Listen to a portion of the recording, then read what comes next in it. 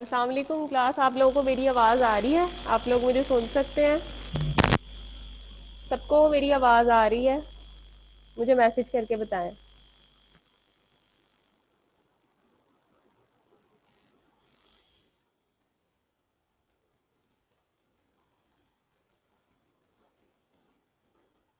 अब मुझे सुन सकते हैं? ओके, ठीक है।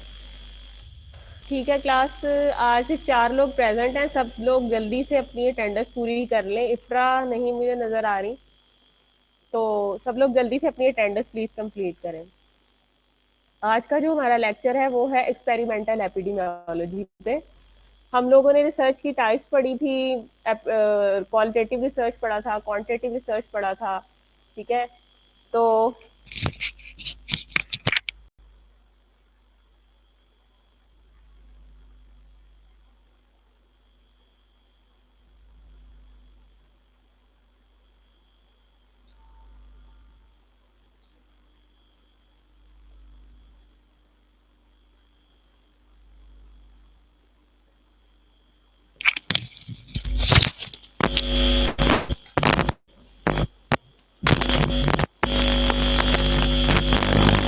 हाँ जी, अब बेहतर है कुछ?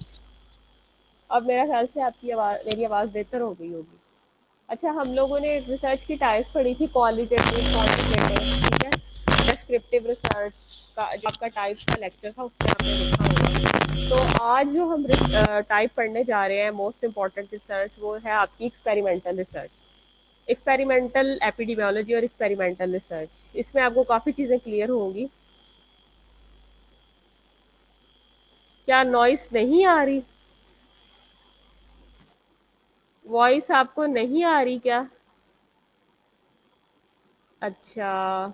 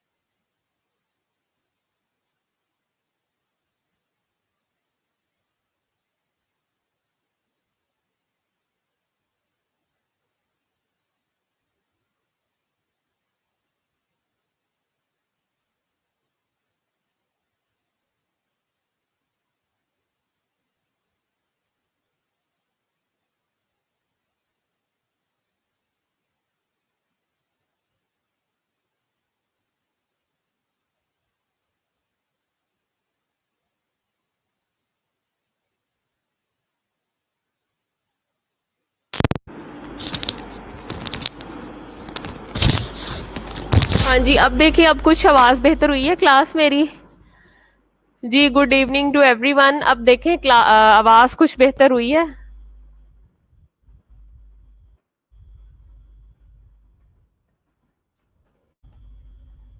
आवाज बेहतर हुई क्लास, प्लीज मैसेज मी। अभी भी क्लियर नहीं है।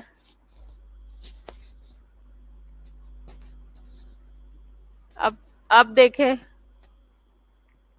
बेहतर है अब। Okay good. अच्छा, हम लोग आज पढ़ रहे थे एक्सपेरिमेंटल रिसर्च के बारे में।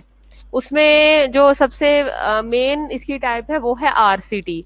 आरसीटी होती है रेंडमाइज कंट्रोल ट्रायल। ठीक है, ट्रायल कहते हैं हम लोग मतलब एक्सपेरिमेंट करने को, ट्राई करने को। ठीक है, रेंडमाइज क्यों कहा जाता है ये भी आगे एक्सप्लेन होगा कि इसको रेंडमाइज क्यों कहा जाता है। कंट्रोल का मतलब ये होता है कि रिसर्चर के कंट्रोल में होती हैं चीजें, यानी कि हम लोग अंडर लेबोरेटरी कर रहे होते हैं और इसमें जो रिसर्चर होता है वो अपने हिसाब से चीजों को ऐड भी कर सकता है और उसको एब्स्ट्रैक्ट भी कर सकता है, निकाल भी सकता है। ठीक है, इसलिए हम इसको कहते हैं आरसीटी, रैंडमाइज्ड कंट्रोल ट्रायल। ठीक है, और एक्सपेरिमेंटल रिसर्च की एक ये सबसे इंपॉर्टेंट टाइप होती है। आज से पहले आपने कभी देखा था कि ह्यूमंस पे एक्सपेरिमेंट्स होते थे, इंसानों पे तजर्बात होते थे। मिसाल के तौर पे जितने भी आपने देखा होता था कि यूरोपियन कंट्रीज में जब जंगें होती थी तो वहां पे लोगों, जितने भी कैदी होते थे, प्रिजनर्स होते थे, उनको वो ये कहा जाता था कि सजा देने की बजाय क्यों ना इस पे किसी नई दवाई का तजर्बा कर लिया जाए। सही है, कि मतलब वो प्रिजनर्स भी तो है, उनको मारना भी तो है एट द एंड, तो व्हाई नॉट उन प्रिजनर्स के ऊपर नई मेडिसिन को जो इजाद करना उसका तजर्बा करके उसको कामयाब बना लिया जाए। सही है, तो ह्यूमन पे पहले एक्सपेरिमेंट्स किए जाए थे। ये जो हम वर्ड रिसर्च में एथिक्स यूज करते हैं ना, एथिक्स कहते हैं राइट्स को। ठीक है, ऐसे राइट्स जो कि बीइंग अ ह्यूमन आप उनको वायलेट किसी भी कंडीशन में नहीं कर सकते। सही है, ह्यूमन राइट्स कमेटी भी इसीलिए कायम हुई थी, या ह्यूमन राइट्स इंटरनेशनल कमीशन भी जो था वो इसीलिए कायम हुआ था कि पहले क्या होता था कि बेचारे जो प्रिजनर्स होते थे या नन्स होती थी या कह लें आपके इस किस्म के लोग होते थे कि जिनका कोई पीछे नहीं है, पीछे से मुराद ये कि पीछे कोई साउंड फैमिली से नहीं है, पुअर फैमिली से बिलोंग करने वाले लोग जो थे, उनको यूरोपियन कंट्रीज के अंदर नाइटिंगेल के जमाने में या उससे पहले आप कह सकते हैं कि एज ए ह्यूमन एक्सपेरिमेंट किया जाता था। तो वो जो एक्सपेरिमेंट किया जाता था बेसिकली वो रिसर्चर के कंट्रोल में होता था। तो रिसर्चर के कंट्रोल में होने की वजह से हम उसको कहते थे कि ये ह्यूमंस के ऊपर आरसीटी की जाती थी। ठीक है, जैसे कि आप इमेज में भी देख रहे हैं। अर्ली क्लिनिकल ट्रायल से मुराद ये होता था कि हमने किसी मेडिसिन को, किसी एक्सपेरिमेंट को हमने करना होता था। अच्छा, इसका कॉन्सेप्ट सबसे पहले कब हुआ? 1747 के अंदर। स्कर्वी कहते हैं, आपको पता है ना, विटामिन सी की कमी की वजह से लिप्स के इर्द गिर्द जो है वो स्किन की टर्निंग आउट होना शुरू हो जाती है, उसको स्कर्वी कहते हैं। तो 1747 के अंदर जेम्स लिंड था, एक साइंटिस्ट था। बेसिकली जेम्स लिंड जो था ना वो एक आप कह लें कि वो था मलाह था। ठीक है, एक जहाज का कैप्टन था, बैरी जहाज का कैप्टन था। On the 20th May 1747 I took 12 patients in the scurvy on board of Salisbury at the sea। ठीक है, उसने उस समंदर के किनारे, सेल्सबरी सी के किनारे, उसने क्या किया कि स्कर्वी के 10 मरीज लिए। ठीक है, 12 पेशेंट लिए, सॉरी। अब देखें कि सदी कौन सी जा रही थी, 1747 की बात है ये। The cases were as similar as I could have them, और एक जैसे केसेस थे। And one diet common to all. ठीक है, उसने 12 मरीज सर्वी से रिलेटेड लिए, 12 मरीज ऐसे लिए कि जिनको विटामिन सी रिलेटेड इशू था, और विटामिन सी रिलेटेड इशू होने के बाद उसने सारों को क्या दिया, एक जैसी दवाई दे दी। सही है, सबसे पहले उसने 2 पेशेंट्स को क्या दिया, a quarter of cider. Cider क्या होता है? साइडर इसको बोलते हैं, एक्सट्रैक्ट होता है ये खट्टे फ्रूट का। 2 पेशेंट्स को उसने दिया 25 गट स्ट्रिड एलिक्सर वाइट्रॉल, ये भी विटामिन सी बेस जो है एक सोल्यूशन होता है। 2 पेशेंट्स को उसने दे दिया 2 स्पूनफुल विनेगर, सिरका जिसको कहते हैं। 2 पेशेंट्स को उसने दे दिया हाफ पिंट सी वाटर, हाफ पिंट उसने क्या दे दिया, सी वाटर दे दिया। और उसके बाद 2 पेशेंट्स को उसने दे दिया क्या चीज,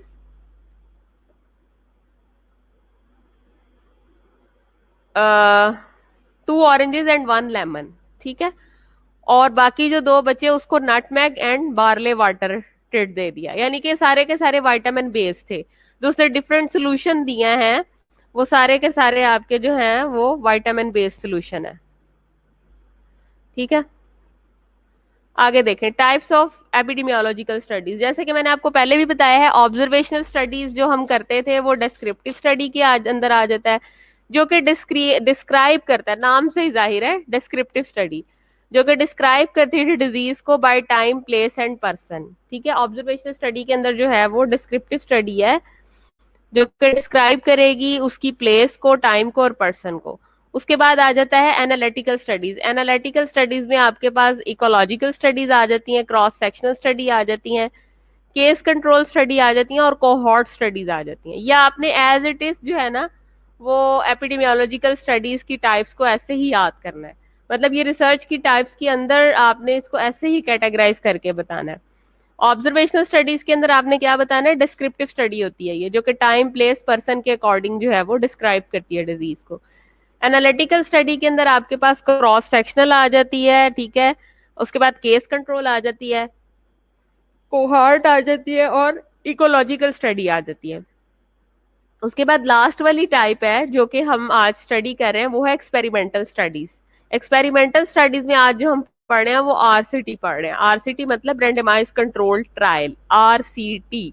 ट्रायल कहते हैं एक्सपेरिमेंट को, कंट्रोल कहते हैं जो कि रिसर्चर के कंट्रोल में होता है, और रैंडमाइज्ड इसको क्यों कहते हैं वो आगे हम पढ़ेंगे।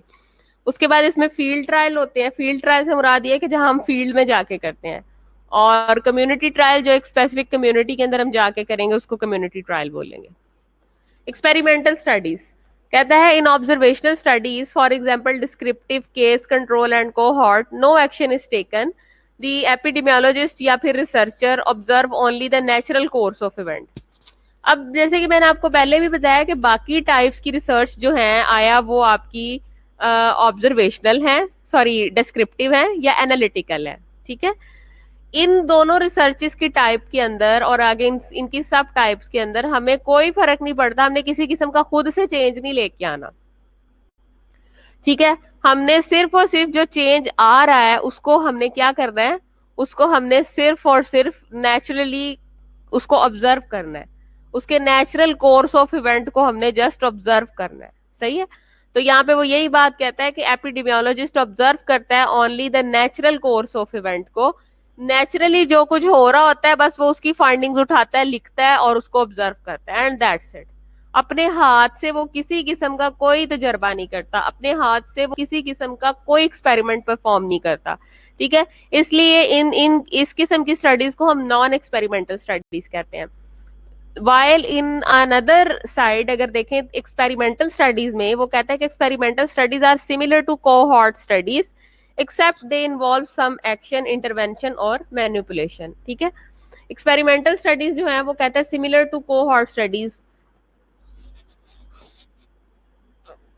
वो सिमिलर होती हैं एक्शन के अंदर, इंटरवेंशन के अंदर, मैनिपुलेशन के अंदर। यानी कि एक्सपेरिमेंटल स्टडीज में हम क्या कर सकते हैं, कोई ना कोई एक्शन परफॉर्म कर सकते हैं, कोई ना कोई नई दवाई दे सकते हैं, ठीक है, कोई ना कोई हम उसको नई एडवाइस दे सकते हैं, कोई ना कोई हम उसको साइकोथेरेपी दे सकते हैं, कोई ना कोई हम उसको फार्माकोथेरेपी दे सकते हैं। ठीक है, यानी कि किसी किस्म की भी हम इंटरवेंशन कर सकते हैं। इंटरवेंशन का यहाँ पे मतलब ये है कि किसी किस्म की नई चीज इंट्रोड्यूस करवा सकते हैं। ठीक है, हमारे कंट्रोल में होता है, रिसर्चर के कंट्रोल में होता है, भले रिसर्चर आप खुद हैं। सही है, आपने कोई भी एक्शन परफॉर्म करना है उस ग्रुप के अंदर, उसके अंदर किसी भी किस्म की इंटरवेंशन करनी है। मैनिपुलेशन कहते हैं असल चीज से हट के दोहराइयत रखना, यानी कि कोई चीज उसके अंदर चेंज लेके आना, चेंज करना उसको असल सिस्टम के अंदर, उसे मैनिपुलेट कहते हैं ना कि ये बड़ी मैनिपुलेटर है, ये तो फिर जाती है उसके सामने मैनिपुलेशन करती है। मैनिपुलेशन का मतलब ये है कि अकॉर्डिंग टू सिचुएशन खुद को वैसे कर लेना। सही है, तो मैनिपुलेट करते हैं हम एक्सपेरिमेंटल स्टडीज के अंदर अकॉर्डिंग टू सिचुएशन कि हमने कैसे चीजों को चेंज करना है, तो ये एक्सपेरिमेंटल स्टडीज का पार्ट है। अच्छा जी, एम क्या होता है? एम हम बड़ा पढ़ रहे हैं कि एक्सपेरिमेंटल में रिसर्चर के हाथ में होती हैं, कंट्रोल में होती हैं चीजें। भाई अब इसका मकसद क्या है, इसका एम क्या है एक्सपेरिमेंटल स्टडीज का? Number 1, to provide scientific proof of aetiological और risk factor which may permit modification और कंट्रोल। नंबर 1 तो उसने करवाया कि to provide scientific proof of aetiological और risk factor which may permit modification और कंट्रोल, यानी कि हमने साइंटिफिक बेस्ड लॉजिक बेस्ड इस किस्म की चेंजेस लेके आनी है कि जिससे डिजीज के रिस्क फैक्टर में कंट्रोल ला सके। ठीक है, मतलब फॉर एग्जांपल अगर मैं ये कहती हूँ कि एक खास कुएं का पानी पीने से, मतलब एक देहात है और एक देहात को के पास 4 कुएं हैं, हम उस कुएं को कैटेगराइज करते हैं A B C D। अब वहां देहात के जो लोग हैं वो कुआं ए वाला जो है वो करीब है, और ए वाले कुएं से लोग जो है वो पानी पी रहे हैं। ठीक है, मैं क्या करती हूँ कि मैं क्लोरीनेशन कर देती हूँ बाकी कुओं को, B C D को, और ए वाले में क्लोरीनेशन नहीं करती। मतलब मेरे हाथ में है ना चीजें, मैंने खुद साइंटिफिक बेस्ड मैंने क्लोरीनेट कर दिया वाटर को। उसमें जितने भी कह लें कि आप ये इकोलाई वगैरह इन सब की डेथ होगी, जितने भी कह लें कि आप उस दिन हम पढ़ रहे थे कॉलीफॉर्म बैक्टीरिया जो कि इस तरह के पानी में होते हैं, उन सब की डेथ हो गई। ठीक है, पानी जो है वो ड्रिंकेबल हो गया, ड्रिंकेबल पर्पस के लिए हो गया। अब मेरे हाथ में कंट्रोल था कि मैंने 4 कुओं में से 3 को क्लोरीनेट कर दिया और एक को छोड़ दिया जो कि उनके करीब था देहात के। अब मैं उनको कहूंगी कि इस रिस्क फैक्टर से बचने के लिए कि आपको किसी किस्म का कोई इंटेरिक फीवर हो, कोई डायरिया हो, किसी किस्म की आपको बीमारी लाहक हो जो कि गंदे पानी पीने से हो सकती है, आप उन 4 कुओं से पानी लें लेकिन इस कुएं को छोड़ दें। मेरे कंट्रोल में था, मेरी मर्जी से हुआ। ठीक है, और मैं ये प्रूफ दूंगी कि यार मैंने उन 4 कुएं के पानी को क्लोरीनेट किया है। क्लोरीनेट करने की वजह से मैं इनको कह रही हूँ कि आप वहां से पानी पिए ताकि इस किस्म के बैक्टीरिया आपके अंदर एंटर ना हो सके और बीमारी आपको ना लाक हो सके। मैंने रिस्क फैक्टर को कम कर दिया। किस चीज के रिस्क फैक्टर को? डायरिया के रिस्क फैक्टर को, टाइफाइड के रिस्क फैक्टर को, और जितनी भी गट की बीमारियां हैं जो कि गंदा पानी पीने से होती हैं, उन रिस्क फैक्टर्स को मैंने कम कर दिया, लेकिन लॉजिक बेस किया, क्योंकि उन कुओं का पानी पीने से वो लोग बीमार हो रहे थे। लेकिन क्लोरीनेट करने के बाद मुझे एहसास हुआ कि मैंने उनको ये कह लें कि लॉजिक दी कि मैंने ये मॉडिफिकेशन की है, ये मैंने कंट्रोल रखा है। क्लोरीन मेरा कंट्रोल था, क्लोरीन मेरी मॉडिफिकेशन थी। Okay, number 2, to provide the method of measuring the effectiveness and efficiency of health services for prevention, control and treatment of disease and improve the health of the community। अब 3 चीजें आप लोगों ने इसमें याद रखनी है कि एक्सपेरिमेंटल स्टडीज में हमें 3 फायदे होते हैं: प्रिवेंशन, कंट्रोल एंड ट्रीटमेंट। सही है। एक क्या है? प्रिवेंशन यानी रोकथाम, कि ऐसे कौन से कह लें कि आप लायहा अमल हैं जिनको इख्तियार करके हम बीमारी को होने से रोक सकते हैं, उसको प्रिवेंट कर सकते हैं। ठीक है, मतलब बीमारी हो ही ना। ठीक है, इस किस्म की स्ट्रेटजीज को प्लान करें कि बीमारी हो ही ना। प्रिवेंशन, रोकथाम। क्यों कहते हैं prevention is better than cure? परहेज इलाज से बेहतर है। आप लोगों के अंदर इस किस्म की काउंसलिंग करें, इस किस्म की टीचिंग करें कि प्रिवेंट हो जाए डिजीज। ठीक है, this is called what? Prevention. उसके बाद है कंट्रोल। अब बीमारी हो गई है, बीमारी होने के बाद उसको कंट्रोल कैसे किया जाए, ये भी एक्सपेरिमेंटल स्टडीज बताती है। ठीक है, very important. Prevention, control, number बढ़ता जा रहा है, लोगों को डायरिया हुए जा रहा है, लोगों को टाइफाइड हुए जा रहा है, अब आपने यार उसको कंट्रोल करना है। नेक्स्ट जो तीसरा इंपॉर्टेंट है, ट्रीटमेंट। अब आ गया ट्रीटमेंट के कौन सी पर्टिकुलर फार्माकोलॉजिकल एप्लीकेशन अप्लाई करनी है, कौन सी दवाई देनी है, किस ग्रुप ऑफ ड्रग को हमने इंट्रोड्यूस करवाना है कि वो बीमारी कंट्रोल हो जाए। ठीक है, तो हम ये क्या करेंगे? हम एक्सपेरिमेंट करके देखेंगे और फिर उसको प्रूव करवाएंगे, और ये कम्युनिटी बेस्ड होगा। और कम्युनिटी के साथ साथ हमने अपने हेल्थ केयर सर्विसेज जो सिस्टम है उसकी इफेक्टिवनेस और उसकी एफिशिएंसी को एनहांस करना है। इस किस्म की मेजर्स को इंट्रोड्यूस करवाना है हेल्थ केयर सेटअप के अंदर एक्सपेरिमेंटल स्टडीज से, कि जिससे हमें पता चले कि बीमारी कैसे प्रिवेंट हो सकती है, कंट्रोल हो सकती है एंड उसकी ट्रीटमेंट की जा सकती है।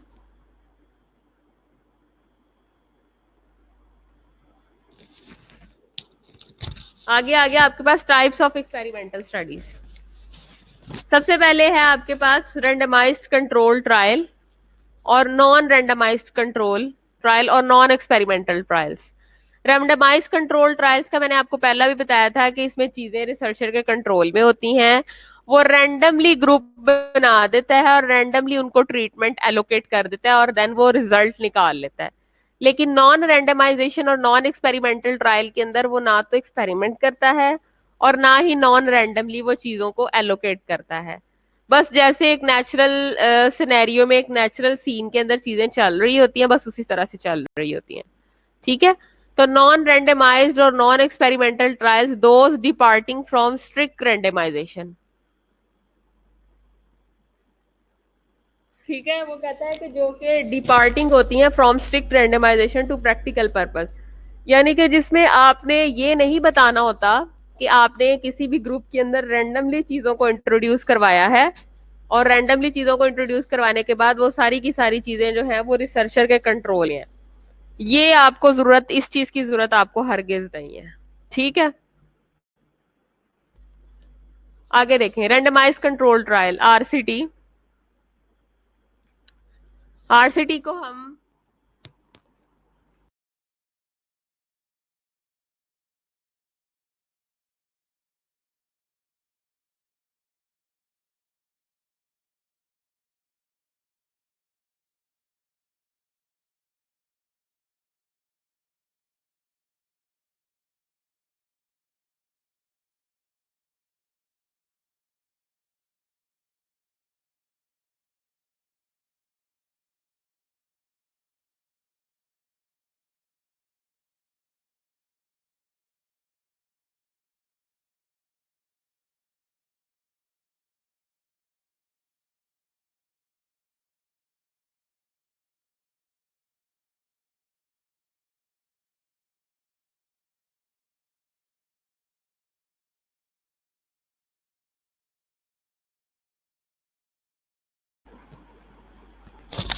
अच्छा जी, उसके बाद कहता है रेंडमाइज कंट्रोल ट्रायल, सिनोनम इसका है आपके पास आरसीटी, रेंडमाइज कंट्रोल ट्रायल।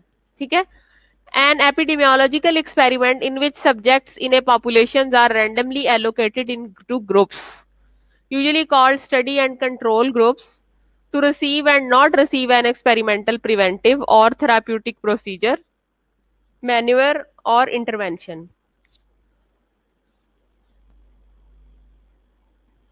थोड़ी सी आपको इस पे ध्यान देने की जरूरत है। वो कहता है कि एक एपिडेमियोलॉजिकल एक्सपेरिमेंट ऐसा एक्सपेरिमेंट होता है जिसमें हम सब्जेक्ट्स कौन से हैं, वो लोग या पॉपुलेशन को रैंडमली हम एलोकेट करते हैं इनटू ग्रुप्स। ग्रुप्स के अंदर रैंडमली कहते हैं कि मतलब ये नहीं कि मैं ये कहूं कि नहीं 4 बंदे मेरी पसंद के हैं या 6 बंदे मेरी पसंद के हैं या 8 बंदे मेरी पसंद के हैं, नहीं। बल्कि रैंडमली मैं क्या करती हूँ, जैसे मिसाल के तौर पे मेरे पास टोटल जो क्लास है उसमें 11 बच्चे हैं, तो 11 बच्चों की मैं पर्चियां डालूंगी, उनके नाम लिखूंगी और पर्चियां डाल के मैं हिला के फेंकूंगी कि किसको मैंने लेमन जूस देना है, किसको मैंने विनेगर देना है, किसको मैंने कोई और विटामिन सी बेस्ड जूस देना है उसकी स्कर्वी को इम्प्रूव करने के लिए। ये नहीं कि अगर सिद्रा को लेमन जूस पसंद है तो मैं कहूंगी नहीं मैंने सिद्रा को लेमन जूस ही देखना, देखना तो मैंने स्कर्वी का इफेक्ट है ना। या हबीबा को विनेगर पसंद है, उसको लेमन का जायका नहीं पसंद, तो मैं हबीबा को जो है वो विनेगर ही दूंगी। कि मतलब मैं बाइस्ड हो रही हूँ ना, मैं फेवर कर रही हूँ, ऐसे नहीं करना। रैंडमाइजेशन का मतलब यही है कि आपने रैंडमली एलोकेट करना है अपने एक्सपेरिमेंट के अंदर सब्जेक्ट्स को या पॉपुलेशन को। पर्चियां डालनी है, पर्चियों के ऊपर उसके नाम के नीचे अगर लीमू लिखा हुआ है तो मैं हबीबा को लीमू ही दूंगी क्योंकि पर्ची में लीमू लिखा हुआ था। ठीक है। रैंडमली मैंने एलोकेट किया सब्जेक्ट्स को। समझ आ रही है मेरी बात की? ठीक है। उसके बाद कहता है कि अब इनमें जो ग्रुप्स बनाए जाते हैं उनको स्टडी ग्रुप कहा जाता है या कंट्रोल ग्रुप कहा जाता है। ठीक है। जिन पे हमने स्टडी करनी होती है ये कंट्रोल ग्रुप कहा जाता है। ठीक है। एक जो होता है आपके पास कंट्रोल ग्रुप या स्टडी ग्रुप होता है और दूसरा आपका जो होता है वो नॉन स्टडी ग्रुप होता है, यानी कि जिसको आपने वो दवाई नहीं देनी होती, और एक वो होता है जिसको आपने दवाई वो देनी होती है, फिर दोनों में आपने कंपैरिजन करना होता है। तो जिसको आपने दवाई देनी होती है उसको आप स्टडी और कंट्रोल ग्रुप करते हो, यानी कि जो रिसीव करता है मेडिसिन को, और जो मेडिसिन को रिसीव नहीं करता वो आपका क्या होगा, वो नॉन एक्सपेरिमेंटल ग्रुप होगा। तो ये जो है मैन्यूअर, इंटरवेंशन और प्रोसीजर। अब वो कोई भी प्रोसीजर हो सकता है, मिसाल के तौर पे मैं ये कहूँ कि मिसाल के तौर पे मैं ये कह देती हूँ कि 4 लोगों को जो है वो गॉल स्टोन है, तो चारों की इम्यूनिटी के अकॉर्डिंग जो है वो मैंने चारों का ऑपरेट करना है या नहीं करना। अब पर्चियां डालूंगी, जिस पे लिखा होगा करना है, जिस पे करना होगा नहीं लिखा, नहीं करना, करना है नहीं करना, इसी तरह से पर्चियां उठाने पे मैंने पिक करना है। ये प्रोसीजर होता है। मैन्यूअर क्या होता है? मैन्यूअर होता है यानी कि मैं ये कहती हूँ कि क्या कहते हैं, मिसाल के तौर पे मैन्युअर में आप ये कह सकते हैं कि कोई भी, मिसाल के तौर पे सर्जिकल प्रोसीजर हुआ है, तो सर्जिकल प्रोसीजर करने के बाद आप खास किस्म की जब कोई भी hot and cold application apply करते हैं, तो मैं ये कहती हूँ कि 10 मरीजों में से 5 को मैंने ये करनी है जिनकी सेम सर्जरी हुई है, सेम वो मैन्युअर करवाना है, और 5 को मैंने नहीं करवाना। ठीक है, तो उन दोनों में रिजल्ट मुझे पता चल जाएगा, फाइंडिंग्स मिल जाएंगी।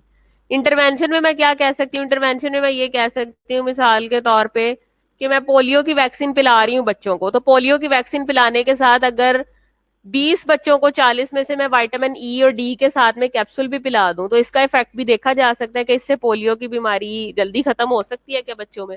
तो ये आ गई आपकी इंटरवेंशन। इंटरवेंशन में मतलब आता है कोई भी ट्रीटमेंट, कोई भी मेडिसिन। ठीक है, आगे चलते हैं। लेकिन ये काम मैंने जो है वो अपनी मर्जी से नहीं करना। ये नहीं कि मुझे इफरा पसंद है तो मैं इफरा को जो है वो कहूँ कि नहीं तुम लेमन जूस ले लो, या हबीबा पसंद है तो मैं उसे कहूँ नहीं तुम लेमन जूस ले लो। नहीं, इसमें रैंडमाइजेशन करनी है आपने, रैंडमली। रैंडमली मतलब कि हैफेजर्डली, रफली आपने चीजों, सब्जेक्ट्स को जो है ना वो ट्रीटमेंट एलोकेट करना है। ये नहीं कि वो मेरी जानने वाली है, वो मुझे प्यारी है, तो करना तो इफेक्ट ही चेक है मैंने, तो क्यों ना मैं कोई भी उसको चीज दे दूं। नहीं, रैंडमली एलोकेट करना है मुझे। मतलब मेरे से भी चीजें रिसर्चर को भी पता नहीं होती कि ये चीज उसको पता है या नहीं पता कि किसको कौन सी ट्रीटमेंट जा रही है।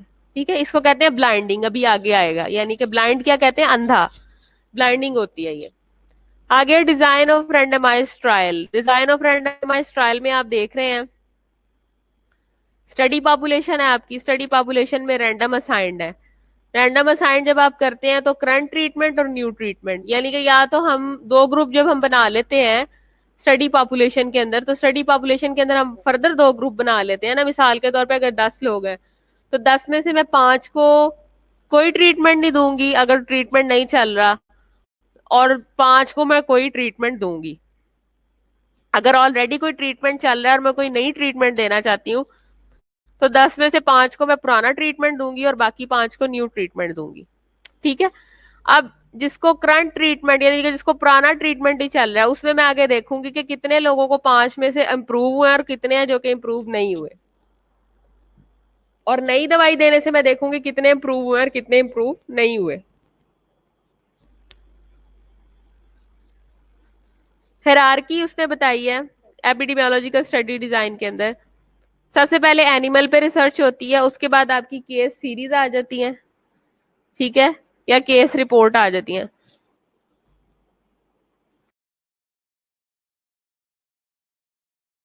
कंट्रोल स्टडीज आ जाती है, फिर कोहॉर्ट स्टडीज आ जाती हैं, फिर रेंडमाइज कंट्रोल ट्रायल आ जाते हैं, फिर सिस्टमेटिक रिव्यू आ जाता है, और मेटा एनालिसिस आ जाता है।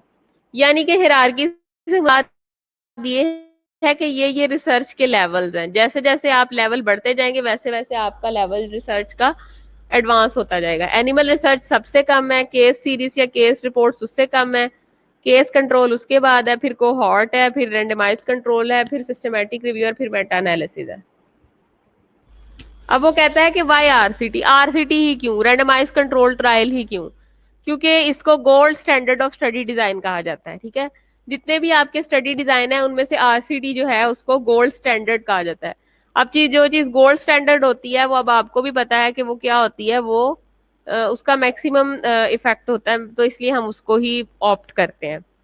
Makes group comparable. ठीक है, ये ग्रुप्स को क्या करती है? कंपेरेबल बना देती है। मिसाल के तौर पर controls for confounding known and unknown. ठीक है, यानी कि कंफाउंडिंग कहते हैं कंफ्यूजिंग, ऐसी चीजें, ऐसे वेरिएबल जो कि कंफ्यूज करते हैं, बाहर से आते आ जाते हैं, एड अप हो जाते हैं, तो ये उनको कंट्रोल करती है। ठीक है, controls of for confounding known and unknown. ठीक है, मतलब जब हम दो ग्रुप्स को कैटेगरी में डिवाइड कर देते हैं कि इसको हमने ट्रीटमेंट देनी है, इसको हमने इंटरवेंशन देनी है, या इसको हमने मैन्यूअर करवाना है, तो कैटेगरी करने का मतलब यही है, ग्रुप्स बनाने का मतलब यही है कि अगर किसी किस्म का कोई कंफाउंडिंग वेरिएबल आता है तो हम उसको पिक कर लेते हैं। आगे है प्रिवेंट सिलेक्शन बाइस और सिलेक्शन बाइस, यानी कि जो मैंने आपको पहले भी बताई है। मिसाल के तौर पे 3 स्टूडेंट्स आपकी ऐसी हैं जो कि ये कह दें कि हमें हमें मैडम हमारी पसंद का आप जूस दे दें, देना तो है, ठीक है। तो जब मैंने सिलेक्शन कर रही होनी है तो मैंने इस किस्म की बायस, मैंने तासुब का शिकार नहीं होना, बायसनेस नहीं मेरे अंदर आनी चाहिए। बेसिक स्टेप्स ऑफ आरसीटी, सबसे पहले मतलब बेसिक स्टेप्स क्या है जब आपने आरसीटी करनी है। नंबर 1 द प्रोटोकॉल, यानी कि जो भी उसका प्रोटोकॉल है आपने उसको फॉलो करना है। Number 2 selecting reference and experimental population, जो भी आपकी पॉपुलेशन है, रेफरेंस पॉपुलेशन है या एक्सपेरिमेंटल पॉपुलेशन है, आपने उसको सिलेक्ट करना है। नंबर 3 आपने रैंडमाइजेशन करनी है। रैंडमाइजेशन के बाद आपने इंटरवेंशन करनी है। रैंडमाइजेशन का क्या मतलब है कि आपने रैंडमली ग्रुप्स को सिलेक्ट करना है, ये नहीं कि अपनी मर्जी के। यानी कि अगर 8 का ग्रुप है तो 8 में से 4 और 4 होंगे ना, 4 एक्सपेरिमेंटल होंगे, 4 नॉन एक्सपेरिमेंटल होंगे। तो मैंने रैंडमाइजेशन जो करनी है, मैंने रैंडमली एलोकेट करना है कि मैंने इफ्रा को एक्सपेरिमेंटल में भेजना है या नॉन एक्सपेरिमेंटल में, सिद्रा को मैंने एक्सपेरिमेंटल में भेजना है नॉन, नहीं, पर्चियां डाल के मैंने निकालना है। मैंने खुद से सिलेक्शन वाइज अपनी फेवरेटिज्म नहीं करनी। उसके बाद इंटरवेंशन, इंटरवेंशन से मुराद ये कि जो भी हम नई दवाई देंगे, जो भी नया प्रोसीजर करवाएंगे उसको इंटरवेंशन बोलेंगे। उसके बाद फॉलो अप, यानी कि अगर मैं उसको हफ्ते में 2 दफा दवाई दे रही हूँ तो फिर मैं उसको बुलाऊंगी या मैं उसका पता करूंगी कि क्या वो 2 दफा जो दवाई उसको दे रहे हैं वो खा भी रहा है या नहीं खा रहा। उसके बाद असेसमेंट, और फाइनली हम उसकी क्या करेंगे, असेसमेंट कर लेंगे। आगे देखें, आगे आ जाती है आपके पास population hierarchy for intervention study, यानी कि हायरार्की मतलब के ऊपर से नीचे की तरफ या नीचे से ऊपर की जाते वक्त कौन कौन से स्टेप्स हैं। सबसे पहले आ जाती है आपकी रेफरेंस पॉपुलेशन, यानी कि रेफरेंस पॉपुलेशन, मिसाल के तौर पे रेफरेंस पॉपुलेशन क्या है। रेफरेंस पॉपुलेशन आपकी ये हो सकती है कि म्यू हॉस्पिटल के ईएनटी डिपार्टमेंट के पेशेंट्स। उसके बाद एक्सपेरिमेंटल पॉपुलेशन आ जाती है। ईएनटी डिपार्टमेंट में अब ईएनटी की डिफरेंट डिजीज के पेशेंट होंगे, लेकिन अब आप प्लूरल एफ्यूजन पे काम करना चाह रहे हैं या निमोनिया पे करना चाह रहे हैं, वो आपका एक्सपेरिमेंटल ग्रुप होगा कि आप कौन सी डिजीज का एक्सपेरिमेंट करना चाह रहे हैं। ठीक है, तो वो एक्सपेरिमेंटल पॉपुलेशन आ गई। उसके बाद फिर आपकी स्टडी पॉपुलेशन। अब प्लूरल एफ्यूजन या नमूनिया में से भी हम आपकी स्टडी पॉपुलेशन आगे वो होगी कि जो पैरामीटर आप स्टडी करना चाह रहे हैं। मिसाल के तौर पे आप 14 से 25 साल के लोगों में करना चाह रहे हैं और नमूनिया की कौन सी स्टेज को करना चाह रहे हैं, आगे से मजीद फर्दर स्पेसिफिकेशन आ जाती है, वो स्टडी पॉपुलेशन होगा। ठीक है। उसके बाद exclusion criteria and inclusion criteria. Experimental population, जब आप उस स्टेप के अंदर आप क्या करते हो कि मिसाल के तौर मैंने आपको बता दिया एक्सक्लूजन क्राइटेरिया, इन्फॉर्म्ड कंसेंट, जो 14 से 20 साल के 25 साल का मरीज नहीं होगा आप उसको निकाल दोगे, भले उसको नमूनिया है, लेकिन क्योंकि अगर 26वें साल का या 25.5वें साल का भी होगा तो आप उसको निकाल दोगे, क्योंकि आपने एज की एक रेंज सेट कर ली कि वो 14 से 25 साल के दरमियान में ही होना चाहिए, या वो मेल ही होना चाहिए या वो बच्चा ही होना चाहिए। 14 से 25 साल का बच्चा तो नहीं होता, आप कह सकते हैं कि वो मेल ही होना चाहिए, जेंडर भी स्पेसिफिक कर दी। ठीक है। इससे बाहर का कोई होगा, कोई प्रेग्नेंट होगी या कह लें कि अगर फीमेल भी इंक्लूडेड है तो आप उसको निकाल दोगे, भले उसको नमूनिया है, यानी और आप उनसे लिखवा लोगे कि ये रिसर्च, ये जो हम एक्सपेरिमेंट है, ये तजर्बा हम आपकी इजाजत से कर रहे हैं, क्या आप इस चीज की इजाजत देते हैं कि हम ये तजर्बा आप पे कर लें और इसके कोई किसी किस्म का आपको कोई नुकसान नहीं होगा। अगर वो कहते हैं कि हाँ हमें यकीन है आप हमारे ऊपर ये एक्सपेरिमेंट कर सकते हैं, हम खुद को एज ए वॉलंटियर आपके सामने रखते हैं, तो फिर आप उस पार्टिसिपेंट को अपनी रिसर्च का पार्ट बना सकते हैं। उसके बाद आपने उसको रैंडम एलोकेट करना है, रैंडमली एलोकेट करना है, मतलब रैंडमली आपने उनको अपनी अपनी वो देनी है, इंटरवेंशन देनी है। फिर इंटरवेंशन ग्रुप होता है और कंट्रोल ग्रुप। इंटरवेंशन ग्रुप कौन सा होता है, जिसको आप दवाई दे रहे होते हो नई चीज देखने के लिए, और कंट्रोल ग्रुप कौन सा होता है, जो आपके कंट्रोल में होता है, जिसको आप नहीं दे रहे होते। ठीक है। फिर देखेंगे लॉसेस टू फॉलो अप, दवाई देने के बाद मरीज कितना सीरियस है, कितना को आके आपको बताता है कि हाँ जी मैं दवाई ले रहा हूँ, मुझे वाकई बीमारी की अहमियत का पता है कि अगर मैं दवाई नहीं लूंगा तो बीमार हो जाऊंगा। ठीक है। यानी कि वो फॉलो अप के लिए लगातार मरीज जो है वो बताए गए ड्यूरेशन के अंदर वापस आता है, और फिर हम उसका आउटकम चेक कर लेंगे, उसका नतीजा देख लेंगे कि नतीजा क्या निकलता है। प्रोटोकॉल फर्स्ट स्टेप है। प्रोटोकॉल में आपको रैशनल देना पड़ता है, ठीक है, कि पीछे लॉजिक क्या है, एम्स एंड ऑब्जेक्टिव्स बताने पड़ते हैं, रिसर्च क्वेश्चन बताना पड़ता है, डिजाइन ऑफ द स्टडी, ठीक है, डिजाइन आपको बताना पड़ता है, क्वांटिटेटिव या qualitative, selection of study and control group, ठीक है, आप कंट्रोल ग्रुप अपना सिलेक्ट करते हो और जिस चीज पे स्टडी कर रहे हो, किस बीमारी पे कर रहे हो, वो बताना पड़ता है। फिर एथिक्स में आप पेशेंट से कंसेंट लेते हो कि इसका कोई एडवर्स इवेंट नहीं है, आपको कोई नुकसान नहीं होगा, हम आप पे ये काम कर सकते हैं, आपको ये दवाई दे सकते हैं। उसकी डॉक्यूमेंटेशन करते हैं और फिर उसका प्रोसीजर बताते हैं पेशेंट को। आ गया selecting reference and experimental population.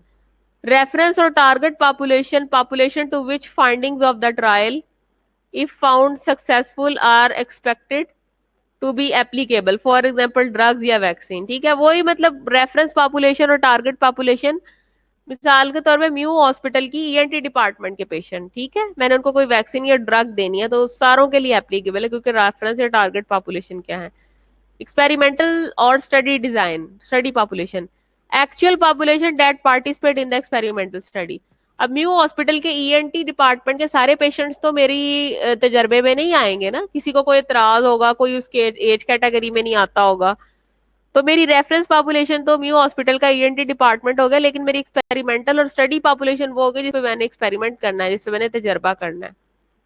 आ गया participant must fulfil the following criteria. Number 1, must have informed consent, लिख के दे अपने हाथ से कि मुझे इतराज नहीं है, मैं वॉलंटरली रिसर्च में आ रहा हूँ। Number 2, should be representative of the population, और वो अपनी सारी की सारी पॉपुलेशन को रिप्रेजेंट करे, उसका नुमाइंदा हो, ये नहीं कि उसको नमूनिया हो ही ना, ठीक है, वो नेफ्रो का पेशेंट हो तो वो अपनी सारी पॉपुलेशन को क्या रिप्रेजेंट करेगा, नहीं करेगा, उसको उस पार्ट की बीमारी होनी चाहिए क्योंकि वो रिप्रेजेंटेटिव है। शुड बी क्वालिफाइड और एलिजिबल फॉर द ट्रायल, इतना क्वालिफाइड हो कि उस पर हम ट्रायल कर सकें, ठीक है, इतना एलिजिबल वो हो। आगे है let see now in a true or false test the first question is always true, that means the next one will, ये क्वेश्चंस के बारे में बात करें या क्वेश्चन आपने खुद पढ़ने हैं तो आपको समझ आ जाएगी, ये सारे के सारे वो क्वेश्चंस हैं, ये आपने खुद पढ़ने हैं, आपको समझ आना शुरू हो जाएगी। The critical element of randomisation is the unpredictability of the next assignment, यानी कि क्रिटिकल एलिमेंट इसके अंदर एक यही है कि हमें पता नहीं होता कि आगे नेक्स्ट असाइनमेंट क्या आने वाली है या आगे नेक्स्ट क्या होने वाला है। क्यों? क्योंकि हमने तो रैंडमली चीजों को दिया होता है ना, ब्लाइंडिंग की होती है, रिसर्चर को खुद भी नहीं पता कि क्या होने जा रहा है, किसको कौन सी ट्रीटमेंट मिलने जा रही है और उसका क्या रिजल्ट आएगा। आगे randomisation, heart of the control trial, यानी कि सारे का सारा जो आपका एक्सपेरिमेंटल ट्रायल है, कंट्रोल ट्रायल है, उसका जो दिल है, उसका जो मेन है, सेंट्रल पॉइंट है, प्रिंसिपल पॉइंट है, वो रैंडमाइजेशन है। जो कि मैंने आपको बता दिया कि रैंडमाइजेशन क्या होती है, कि ये नहीं कि मुझे हबीबा पसंद है, सिदरा पसंद है, इफ्रा पसंद है, तो मैं इनको अपनी मर्जी से लेमन जूस पे डाल दूं और बाकी सारी क्लास को कहूँ कि वो आपस में विनेगर और एप्पल साइडर बांट लें। नहीं, मैं पर्चियां डालूंगी, उनके नाम के नीचे उस जूस का नाम लिखूंगी और पर्चियां हाथ में घुमा के फेंकूंगी और फिर सब मैं हुई उठाऊंगी और जो निकलेगा मैं उनको बताऊंगी। ये है रैंडमाइजेशन, पूरे कंट्रोल ट्रायल का हार्ट। प्रोसीजर क्या होता है? Participants are allocated into study and control groups, eliminates bias and loss comparability, यानी कि आपने अपनी फेवरेटिज्म, अपनी जो क्या कहते हैं, कह लें कि जो बाइसनेस है, आपने अपनी फेवरेटिज्म जो है, अपनी पसंदीदा बच्ची को नहीं लेना बल्कि कंपेयर करना है चीजों को। Both group should be alike with regards to certain variable that might effect the outcomes of the experiment, best done by using the table of random numbers. अब या तो हम रैंडम नंबर्स का टेबल ले लेते हैं या पर्चियां डाल लेते हैं, ठीक है, और वो कहता है कि दोनों ग्रुप जो है ना, जो आपके पास एक्सपेरिमेंटल और कंट्रोल ग्रुप है, उन दोनों को एक जैसा ही होना चाहिए। ये नहीं कि एक आप 48 साल का बंदा ले ले और एक 25 साल का, नहीं, जो डिफरेंट वेरिएबल्स है वो आपके सेम होने चाहिए। ये देखें, both group should be alike with regards to certain variable that might effect the outcomes of the experiment, कहता है एक जैसे होने चाहिए वो। ये देखें, ये देख रहे हैं आप, नंबर में भी इक्वल है।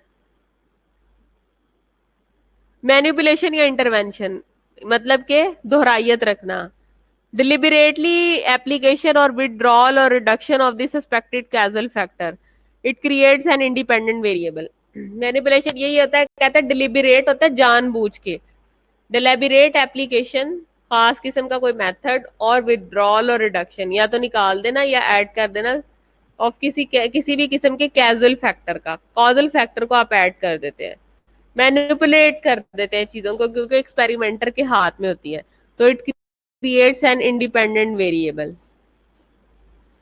टाइप्स ऑफ इंटरवेंशन, इंटरवेंशन मैंने आपको बताया था कि जो होती हैं वो डिफरेंट टाइप्स की होती हैं, फार्मास्यूटिकल भी हो सकती हैं जिसमें थेराप्यूटिक और प्रिवेंटिव, यानी कोई दवाई भी हो सकती है, नई पैरासिटामोल नए ग्रुप की कोई इजाद कर दी, कोई नया डिवाइस भी हो सकता है, ठीक है, नया कोई हमने लेजर कैमरा निकाल दिया आंख के ऑपरेशन के लिए, और पुराने का पुरानों से किया, नए का नए से किया, कोई प्रोसीजर हो सकता है गायनी का, कोई बिहेवियरल, कोई यानी बिहेवियरल मॉडिफिकेशन, यानी कि कोई साइकोथेरेपी हो सकती है, इंटरवेंशन किसी भी टाइप की हो सकती है। फॉलो अप, अब मरीज कितनी दफा आपके पास दोबारा आता है ये देखने के लिए कि मैं और कितनी देर खाऊं दवाई, या कितनी देर मैं इस तरह से बिहेवियर आपके से आके काउंसलिंग करवाऊं, तो ये भी एक जेस्टर है, आपको पता चल जाता है कि आपका मरीज कितना इंटरेस्टेड है या आपका एक्सपेरिमेंटल डिजाइन कहाँ तक जाएगा। Employs examination of the experimental and control group subject दोनों पे लगता है, as defined intervals of time in a standard manner with equal intensity under the same given circumstances. Attrition कहते हैं inevitable losses to follow up. Inevitable कहते हैं नाकाबिले गजीर losses to follow up, यानी कि ऐसा नुकसान जो कि इनएविटेबल होता है वो इसके अंदर होता है, उसे एट्रिशन बोलते हैं। असेसमेंट, असेसमेंट में अब हम क्या करेंगे, क्या असेस करेंगे, पॉजिटिव रिजल्ट, नेगेटिव रिजल्ट।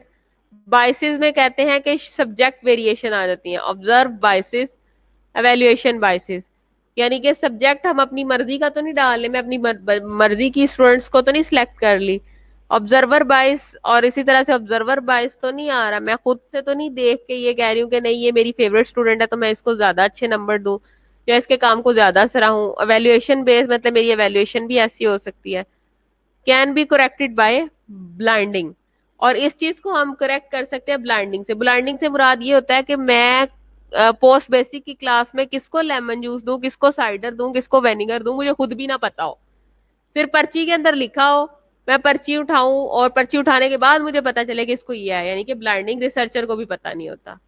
ये देखें, ये डबल ब्लाइंड है और ये सिंगल ब्लाइंड है, ठीक है, यानी डबल ब्लाइंड से मुराद ये होता है कि जिसमें पार्टिसिपेंट और रिसर्चर दोनों को नहीं पता होता कि हमें ट्रीटमेंट क्या मिल रही है, ना रिसर्चर को, पार्टिसिपेंट को तो पहले ही नहीं ना पता होता, तो आपके रिसर्चर को भी नहीं पता होता। सिंगल ब्लाइंड में ये होता है कि रिसर्चर को पता होता है कि क्या मिल रहा है। ये डबल ब्लाइंड स्टडी है, ये आप देख रहे हैं, दोनों को नहीं पता कि क्या होने वाला है। ब्लाइंडिंग या मास्किंग, सिंगल होगी तो पेशेंट डज नॉट नो, मैंने पहले भी आपको बताया है कि सिंगल से मुराद ये है कि उसे पेशेंट को नहीं पता। डबल में क्या होता है कि ना तो पेशेंट को पता होता है ना ही आपकी इन्वेस्टिगेटर को पता होता है। और ट्रिपल ब्लाइंडिंग के अंदर ना तो पेशेंट को पता है, ना इन्वेस्टिगेटर को पता है, और ना एनालिसिस करने वाले को पता है, यानी कि जो कंक्लूड कर रहा है, एनालिसिस करेगा स्टैट वाला बंदा, उसको भी नहीं पता होगा। सो randomisation is a key feature and heart of RCT. Randomization एक की फीचर है और हार्ट है, दिल है, मेन चीज है, सेंट्रल पॉइंट है, प्रिंसिपल पॉइंट है किसका, आरसीटी का। ये देखें कितना खूबसूरत दिल रेड कलर में उसने बना के भी बल्कि आपको दिखाया है। वो कहता है कि रैंडम कहते हैं गवर्न्ड बाय चांस। अब ये आपको मैं कुछ टर्म्स समझाने लगी हूँ। बाय चांस जब आपको कुछ मिल जाए या बाय चांस आपको एक मौका मिल जाए उसको कहते हैं रैंडम। कहते हैं ना रैंडमली मैंने ये काम किया, बाय चांस मैंने ये काम किया, ऐसे ही बस। रैंडमाइजेशन उस प्रोसेस का नाम है, यानी allocation of individuals to group by chance. Allocation of individuals to groups, यानी कि जब हम ग्रुप बना लेते हैं 7 7 8 8 9 9 का, तो हम एलोकेशन कर रहे होते हैं ना इंडिविजुअल्स की टू ग्रुप्स के अंदर, ठीक है, बाय चांस, बाय चांस, बस इतना सा आपने लिखना है, ठीक है। अगर मैं आपसे पेपर में पूछूं या आपसे पूछूं कि व्हाट इज रैंडमाइजेशन, तो आपने कहना है allocation of individuals to group by chance. Each sampling unit has the same chance of selection, और जितने भी उसके अंदर सैंपल के अंदर यूनिट्स आ जाते हैं उनको पूरा चांस होता है, सेम चांस होता है कि वो सिलेक्ट हो सकते हैं। Makes intervention and control group, एक इंटरवेंशन होता है और एक कंट्रोल ग्रुप होता है। Comparable at the start of the investigation, और स्टार्ट ऑफ इन्वेस्टिगेशन में हम उसको कंपेयर कर लेते हैं, एक कंट्रोल ग्रुप है और दूसरा आपका इंटरवेंशन ग्रुप है। आगे देखें, आगे कहता है why is randomized assignment of intervention so important. क्यों इंपॉर्टेंट होती है randomization? Is so important because overall it provides the strongest evidence for the causal inference. Randomization कहता है बहुत इंपॉर्टेंट है ओवरऑल, क्योंकि वो स्ट्रॉन्गेस्ट एविडेंस देती है रिगार्डिंग कॉजल इन्फ्रेंसेस के। कैसे होती है? How randomization is done. Table of random number, computer generated एक लिस्ट होती है जिसके ऊपर नंबर लिखे हुए होते हैं। According to the date of the birth, odd or even year, the number of their hospital records, the date at which they are invited to participate in the study, odd or even number or alternatively into the different study group। यानी कि आप computer generated एक list निकाल लेते हो कि उसकी date of birth even या ऑड नंबर में है, हॉस्पिटल उसके विजिट्स कितने हैं, ठीक है, और कितने पार्टिसिपेंट है जो कि उसमें पार्टिसिपेट कर रहे हैं। हम उसको इवन या ऑड नंबर में कर लेते हैं कि मैंने इतने ग्रुप्स को इवन नंबर देना है और इतने ग्रुप्स को मैंने ऑड नंबर देना है, ठीक है। एक रैंडम टेबल आप जनरेट कर लेते हो। ये देखो, ये एक रैंडम टेबल है आपका। 5 से 4 के ग्रुप में ये हैं, फिर 5 से 9 के ये हैं, 16 से 14 ये और 15 से 16 ये हैं। ये सिंपल रैंडमाइजेशन है। सिंपल रैंडमाइजेशन क्या होता है? जिसमें इवन ना पेशेंट को भी नहीं पता होता कि क्या होने जा रहा है। स्ट्रेटिफाइड रैंडमाइजेशन, स्ट्रेटिफाइड ये है कि हमने क्या करना है, स्ट्रेटा बना देने हैं। मिसाल के तौर पे स्ट्रेटा से मुराद ये एक मैंने बना दिया स्कॉलर्स का, ठीक है, ये मैंने डॉक्टर्स का और ये नर्सिस का। दूसरी तरफ ये मैंने बना दिया रेडियोलॉजिस्ट का और ये मैंने बना दिया सर्जन्स का। डिफरेंट स्ट्रेटा बना दिए। स्ट्रेटा कहते हैं लेयर्स को। डिजाइन वेरिएशन, डिजाइन किस तरह से वेरिएट करता है, डिफरेंट होता है। कॉन्करेंट पैरेलल स्टडी डिजाइन और क्रॉस ओवर डिजाइन, इसमें दो तरह के डिजाइन होते हैं। कॉन्करेंट होता है पैरेलल, यानी कि एक को हम पैरेलल डिजाइन कहते हैं, दूसरा को क्रॉस ओवर कहते हैं। ये देखें, ये पेशेंट है सारे के सारे, ये आपका ट्रीटमेंट ग्रुप है, ये आपका कंट्रोल ग्रुप है। रैंडमली हमने इसको असाइन किया है, मुझे नहीं पता किसको क्या गया है, तो ये रैंडमली असाइनमेंट है। ये ट्रीटमेंट और ये कंट्रोल। फिर इसके अंदर फॉलोअप देखेंगे, कंट्रोल में भी फॉलोअप देखेंगे और फिर रिजल्ट्स को कंपेयर कर लेंगे। ये क्रॉस ओवर है। क्रॉस ओवर क्या है? इसको थेरेपी ए दी, इसको थेरेपी बी दी, ठीक है। कुछ अरसे के बाद हमने क्या किया, क्रॉस कर दिया। जिसको जिसको ग्रुप 2 को आपने कोई, जिस ग्रुप 1 को जो थेरेपी मिल रही थी वो ग्रुप 2 को दे दी, ठीक है, और जो ग्रुप 2 को मिल रही थी वो ग्रुप 1 को दे दी। एक दूसरे से क्रॉस हो गया। Types of RCD, clinical trials, preventive trials, risk factor trials, caseation experiment, trial of etiological agent and evaluation of health services. Clinical trials नाम से ही जाहिर है जिसमें खास किस्म की कोई क्लिनिकल प्रोसीजर होगा। डायग्नोस्टिक भी हो सकता है, थेराप्यूटिक भी हो सकता है, प्रोफाइलेक्टिक भी हो सकता है। कोई नई डिवाइस होती है, कोई नया प्रोसीजर लेप्रोटमी का होता है, कोई नई रजीम होती है डब्ल्यूएचओ की तरफ से, कोई भी प्रोटोकॉल है, जैसे streptomycin for treating TB. Preventing trials क्या होते हैं? परट्यूसिस वैक्सीन, मतलब कि हम प्रिवेंट कर रहे हैं वैक्सीन से। रिस्क फैक्टर ट्रायल्स में क्या है? MRFIT आता है। सिजेशन में क्या है? फॉर एग्जांपल स्मोकिंग, रोकना है हमने। Trial of etiological agent, for example retrolental fibroplasia, यानी कि ट्रायल ऑफ इटियोलॉजिकल एजेंट जिसमें इन्वायरमेंट के साथ कोई रिस्क फैक्टर मौजूद है, उसको कहते हैं etiological factor. Clinical trial concern with evaluating therapeutic agent, mainly drug, मैंने आपको पहले भी बताया। For example evaluation of beta blockers in reducing cardiovascular mortality. Not all clinical trials are susceptible to being blinded, ठीक है। क्लिनिकल ट्रायल नाम से ही जाहिर है जिसमें हम कोई दवाई देंगे। Preventive trial, trial of primary preventive measures, for example vaccine, रोकथाम के लिए कोई ट्रायल किया गया। Analysis of preventive trial must result in clear statement about benefit of community, risk involve and cost to health. Vaccine पे बात करना चाह रहे हैं। आगे है risk factor trials. Investigator intervene to interrupt the usual sequence in the development of the disease for those individuals who have risk factor for developing the disease. Primary prevention of coronary heart disease using the clofibrate to lower serum cholesterol. यानी कि ऐसा ऐसा trial जिसके अंदर हम उस risk factor को study करते हैं और उसको कम करने की कोशिश करते हैं जिससे हमारे पास हार्ट डिजीजेस ना हो। Cessation, an attempt to made to evaluate the termination of the habit which is considered to be causally related to disease, cigarette smoking and lung cancer। हम ऐसी बात करते हैं, ऐसा काम करते हैं जिसमें हम उस तजर्बे के अंदर उस हैबिट को सीज करने की कोशिश करते हैं। इटियोलॉजिकल एजेंट मतलब टू कन्फर्म और refute an etiological hypothesis. Etiological मतलब कि उसकी इटियोलॉजी क्या है, उसका पीछे से कॉज एंड फैक्टर क्या है, वो वाला trial. Evaluation of health services, जाहिर सी बात है डोमिसिलरी ट्रीटमेंट ऑफ पीटीबी, ठीक है, was as effective as more costlier hospital और सेंटोरियम ट्रीटमेंट। ठीक है, यानी कि आप लोग हेल्थ सर्विसेज जो खास किस्म के हॉस्पिटल के सेटअप्स हैं उनको भी एवेल्युएट करने के लिए आप हॉस्पिटल बेस्ड ट्रायल भी कर सकते हैं। फिर एफिकेसी और इफेक्टिवनेस को भी चेक करने के लिए does the intervention work in ideal situation, ये एफिकेसी है। Does the intervention work in real world condition, ये इफेक्टिवनेस है। रिडक्शन इन रिस्क और एफिकेसी ऑफ द ट्रायल। अच्छा जी, वो कहता है रिड्यूस कर दो आप रिस्क को और एफिकेसी ऑफ द ट्रायल को। Rate in those who received placebo, rate in those who received intervention. Placebo किसे कहते हैं, कोई भी पानी वाली चीज, ऑलिव ऑयल वगैरह। एक ग्रुप वो ले लिया जिसको प्लेसिबो दे दिया, एक वो ग्रुप ले लिया जिसको हमने बकायदा दवाई दी। तो rate in those who receive placebo दोनों का निकाल लेंगे। ये clinical trial phases and overlapping continuum. Safety भी देखनी है, एफिकेसी भी देखनी है, इफेक्टिवनेस भी देखनी है और फिर से safety. Other types of evaluation design. Other types कौन कौन सी हैं एवेल्युएशन ऑफ डिजाइन की? अनकंट्रोल्ड ट्रायल्स होते हैं, नेचुरल एक्सपेरिमेंट होते हैं, before after study and non randomized trial. Conclusion में वो कहता है well conducted double blind randomize control trial are gold standard for the studies of the efficacy. फायदा क्या होता है, ये मैक्सिमम करता है बाइस को और मिनिमम करता है, सॉरी, बाइस को, और मैक्सिमम करता है एट्रीब्यूशन को, ठीक है।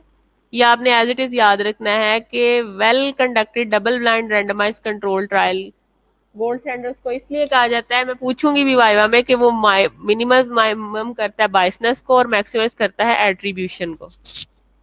Okay class, thank you very much. कोई any question in this lecture?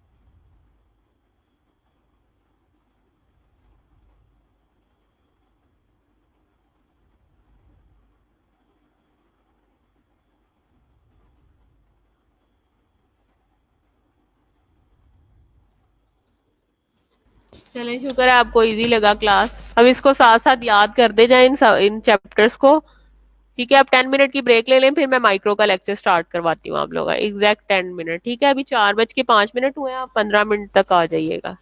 Thank you class.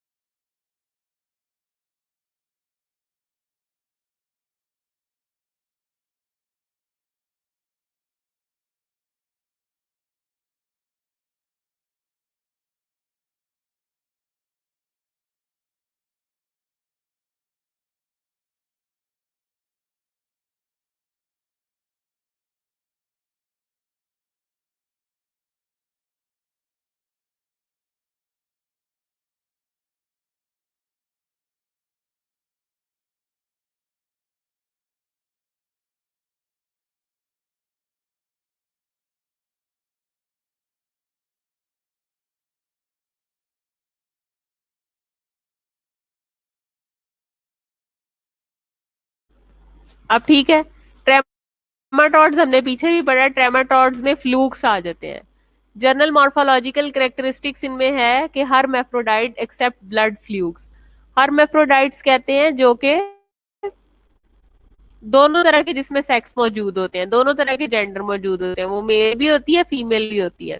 तो ट्रेमाटोड्स में हर मैफ्रोडाइट्स सारे के सारे होते हैं सिवाय फ्लूक्स के। फ्लूक्स यूनिसेक्सुअल होता है, वो या तो मेल होती है या फीमेल होता है। Leaf like flattened and bilaterally symmetrical, जैसे पत्ता होता है ना, कभी दरख्त से उतरा हुआ पत्ता देखा है, वो चपटा सा होता है, इसी तरह से ये लीफ लाइक फ्लैटेंड होते हैं और बायलेटरली सिमेट्रिकल, यानी दोनों तरफ से एक जैसे होते हैं, सिमेट्रिकल होते हैं। And there is no body cavity, और इनकी कोई भी बॉडी कैविटी नहीं होती।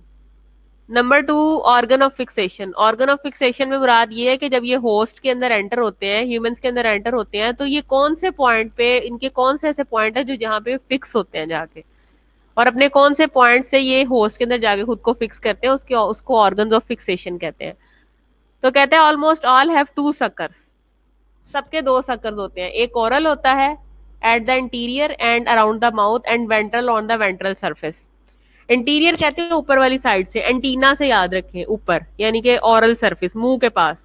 दूसरा होता है वेंट्रल, वेंट्रल होता है आपका जो आपकी डॉर्सल और वेंट्रल सरफेस होती है ना, डॉर्सल कहते हैं ऊपर वाली, वेंट्रल होती है ऐसे दरमियान वाली, ventral surface. Heterophytes has its genital pores surrounded by the muscular ring called the genital suckers. अब हीट्रोफाइट्स वो होते हैं कि जिनके जेनिटल एरिया, यानी कि जिनके सेक्सुअल एरिया के गिर्द जो है वो जेनिटल सक्कर्स होते हैं, जहां से वो होस्ट की बॉडी से ब्लड को सक करते हैं। ठीक है, आगे हैबिटेट, रहते कहाँ में है, इनका घर कैसा है। They have different habitat, intestinal भी है, हेपेटिक भी है, ब्लड एंड पल्मोनरी फ्लूक्स भी है। फेफड़ों में भी रहते हैं, जिगर में भी रहते हैं, आंतड़ियों में भी रहते हैं, हर जगह रह सकते हैं। Journal outline of life cycle, life cycle इनका क्या होता है, सबसे पहले एक मेच्योर जो पैरासाइट होगा वो अंडे देगा, अंडे से मेरासिडम निकलेगी, मेरासिडम से स्पोरोसिस्ट बनेगा, स्पोरोसिस्ट से रेडियाई बनेगा, सरसेरिया बनेगा, मेटा सरसेरिया बनेगा, और पूरा का पूरा एडल्ट हो जाएगा। यानी कि ये आउटलाइंस है उसके लाइफ साइकिल की स्टेजेस है, यही फर्क है। बैक्टीरिया में स्टेजेस नहीं होती, बैक्टीरिया में ग्रोथ कर्व आपने पढ़ा था ना, उसकी और स्टेजेस है, इसकी और स्टेजेस है। ठीक है, एग इज ऑपरक्यूलेटेड, यानी एग जो है वो फटता है, and should reach to the water source to hatch, पानी में जाता है और वहां पे हैचिंग होती है उसकी। First intermediate host is snail, snail देखा है आपने, वो जो शेल के अंदर बंद होता है उसको कहते हैं। पहला पहला ये सबसे पहले स्नेल की बॉडी में घुसता है, वहां पे अपना आधा लाइफ साइकिल करता है, और बाकी का जो इसका सेकंड लाइफ साइकिल है अगर मौजूद हो, वो मेराइन क्रिएचर है। मेराइन कहते हैं नमकीन पानी की जो मछलियां होती हैं वहां उनके अंदर कंप्लीट करता है, एक्सेप्ट फॉर शिस्टोसोमा। शिस्टोसोमा एक खास किस्म का पैरासाइट है जो कि नमकीन पानियों में ही रहता है और मछली के पेट के अंदर ही अपना लाइफ साइकिल कंप्लीट करता है। ठीक है, इसके अंदर कहता है egg has a spine, no redia, no metacercaria, यानी कि ये वाली स्टेजेस इसके अंदर नहीं आती जो आपने ऊपर पढ़ा था ना, सरसेरिया मेटा सरसेरिया, ये इसके अंदर नहीं आती। Important stages in the life cycle, सबसे पहले कहता है diagnostic stage in the egg.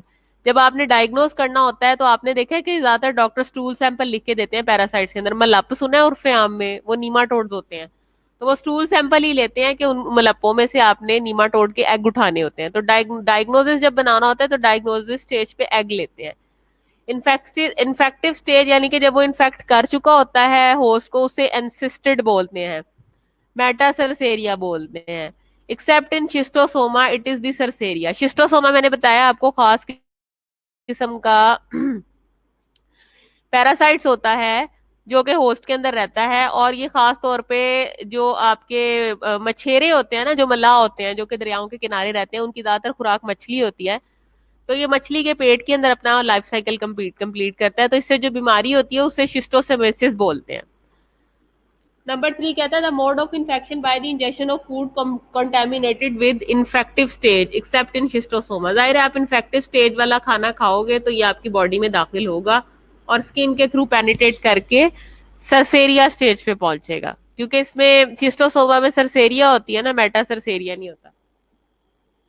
Generally morphological characteristics क्या है, यानी इनकी शक्लो सूरत कैसी होती है हर मैफ्रोडाइट। नंबर 1, यानी कि बहुत मेल फीमेल दोनों, कोई डिफरेंस नहीं है कि लड़की है या लड़का है, बल्कि दोनों एक ही टाइप पे मौजूद होते हैं at a time. Ribbon like flattened and bilaterally symmetrical, जैसे मैंने आपको बताया था दरख्त का पत्ता तोड़े तो पत्ते की तरह ये बिल्कुल चिपटे होते हैं। बायोलेट्रिकल सिमेट्रिकल होते हैं और रिबन की तरह होते हैं, फ्लैटेंड बिल्कुल फ्लैट।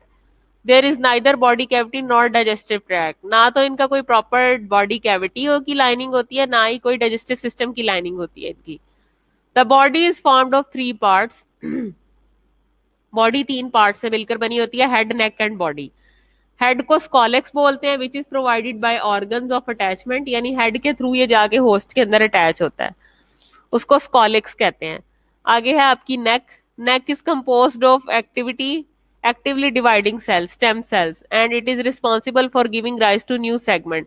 यानी कि नेक वो पार्ट है जहां पे पुरानी नेक आगे की तरफ जाएगी और नया सेल बनेगा, पुरानी पीछे की होती जाएगी और आगे से नया सेल जनरेट होता जाएगा। ठीक है, नेक वो पार्ट है। जैसे आपने देखा है कभी ब्लॉक्स के ऊपर ब्लॉक्स बच्चे रखते चले जाते हैं तो वो पूरा एक लंबा सा बिल्डिंग सी बन जाती है, इसी तरह से पैरासाइट्स की नेक के ऊपर जो है ना वो डिवीजन होती है। Body is composed of several segments, immature, matured and gravid segments. Immature भी हो सकते हैं, मैच्योर भी हो सकते हैं और ग्रेविड भी हो सकते हैं।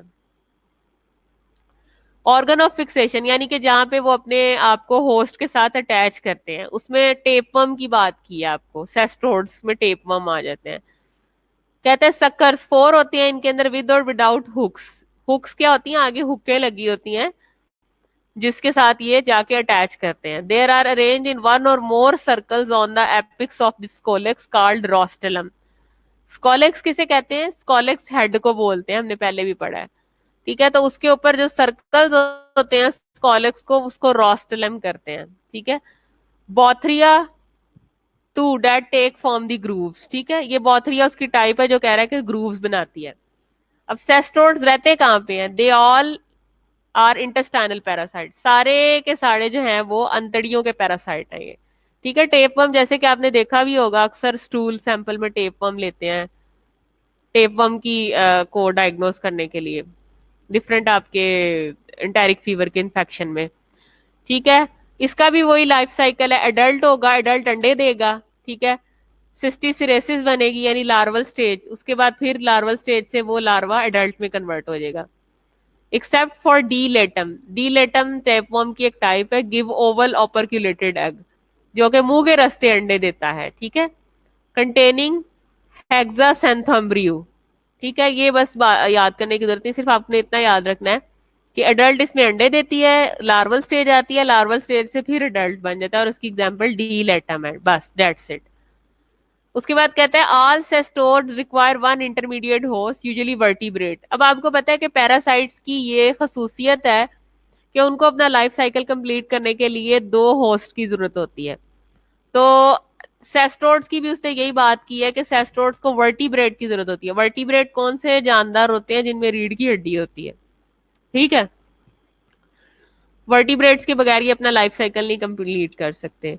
डी लेटम मैंने बताया था उसकी एक टाइप है, उसको दो इंटरमीडिएट होस्ट की जरूरत होती है। और H Nana does not required an intermediate host, हालांकि ये भी सेस्ट्रोड की टाइप है लेकिन इसको इंटरमीडिएट होस्ट की जरूरत नहीं होती।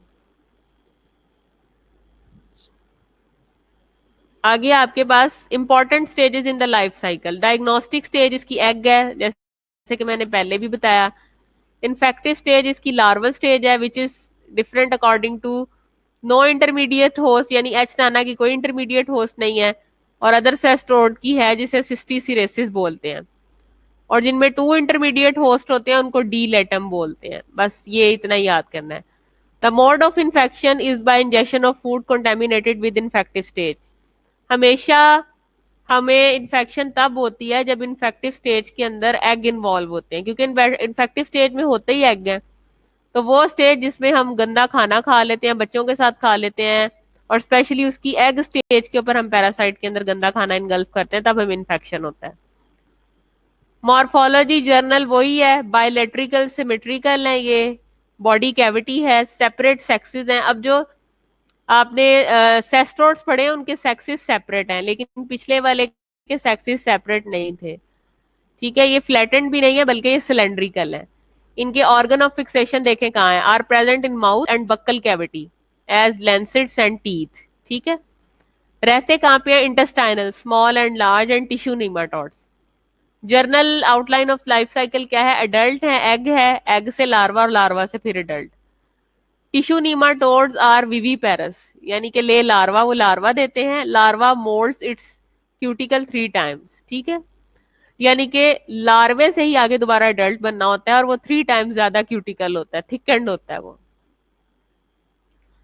ये देखें, नीमाटोड्स स्लेंड्रिकल वॉर्म, जिसे मलप कहते हैं उर्फ आम में, बच्चे जो खाना बहुत खाते हैं, पेट उनका निकला होता है छोटी सी एज में और वो 2-2 3-3 रोटियां खा जाते हैं, तो हम कहते हैं कि उनको डी वॉर्म करना है। स्लेंड्रिकल वॉर्म्स होते हैं नीमाटोड्स। उनकी 3 स्टेजेस है, लार्वा, इंटरमीडिएट होस्ट और एग। लार्वा में इंटेस्टाइनल नीमाटोड और टिश्यू नीमाटोड दोनों का फर्क बताया है, जो टिश्यू में रहते हैं और जो अंतड़ियों में रहते हैं।